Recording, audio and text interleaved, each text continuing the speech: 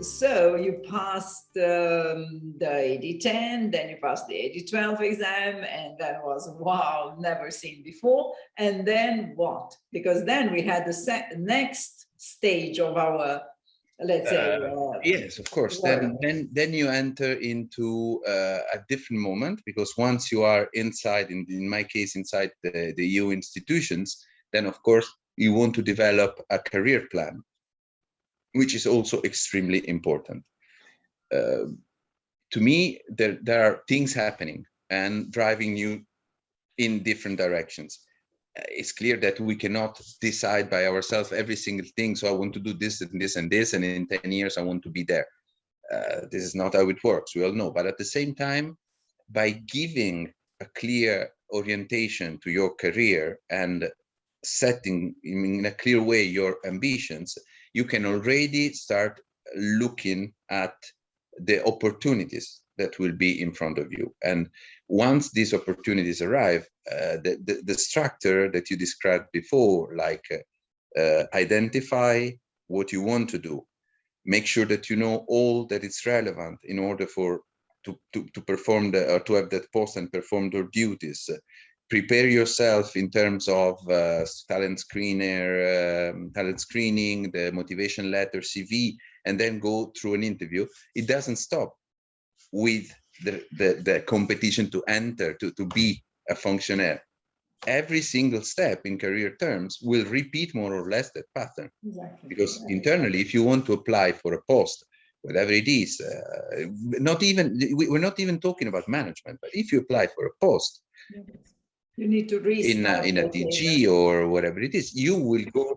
Yes, you will go through a panel. You will have there will be an application notice. You will have to present your CV, your motivation letter, and then you will have to just sit in front of a panel again. So it's a structure that will come back in your life, and every single time that you work on your skill, your competences, your personal development, your professional development, you add an important part to an important brick to the overall building of your career. So, and it's something which it becomes, I'm saying it's a bit difficult to explain, but it becomes easier and easier. The more difficult is let's say the task, the more ambitious is the objective. But if you have done already a relevant amount of work in your career in order to get prepared for that, paradoxically, it becomes easier. So when you move up and you prepare for whatever it is, management, senior management, etc., you are already very well trained, and you can then go into the tiny details that at those levels will make the difference. So if you have done so, and if you already have this good basis, this good preparation behind you, then you can add up and go to these little nuances, because at that level, I think that you play around small details, but you are there, and you can keep your competitive advantage. That's how I call it. You have a competitive advantage. You have to be smart enough to keep it always, and not to just sit down and say, okay, fine, that's done, now I pass to something. Michele, what comes to my mind is that I was coaching some years ago a client for the director general position, right? And he was in the assessment center, and obviously he was prepared. I believe that he was well prepared, because he got the job as director general.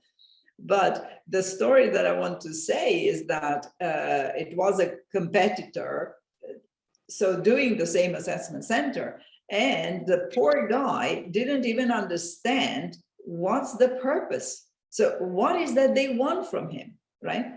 So not only that, he didn't have a clue about how to prepare, or what are the exercises, how do you reply to the exercise, how do you portray yourself throughout the assessment center.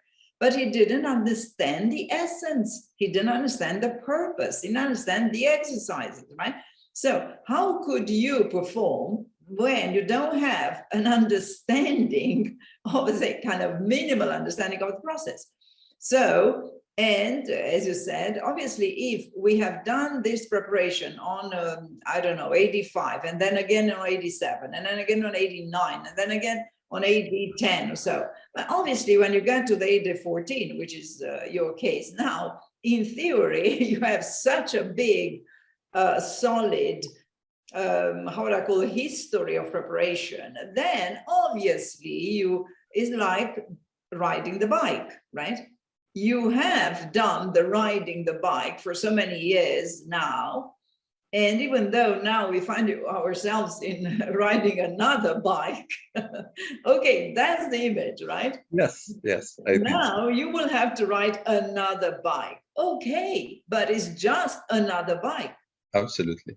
No, I perfectly agree. And if the other thing is that after, if you go along this path and you invest yourself enough along this path of growing, because at the end of the day, it's growing professionally, but also personally, then little by little, you start to acquire this a bit not at your level, Carmen, but you start to acquire this way of looking at people where you detect immediately the piece that is missing, or the little part of coaching that has not been done, or that personal development that still is. And I have to say, it's also important because in terms of if one wants to go along a management career, that's also very important when it comes to the staff you manage, the people you manage. And I would say that is very beneficial to them, because then you have gone through that path, you know how this,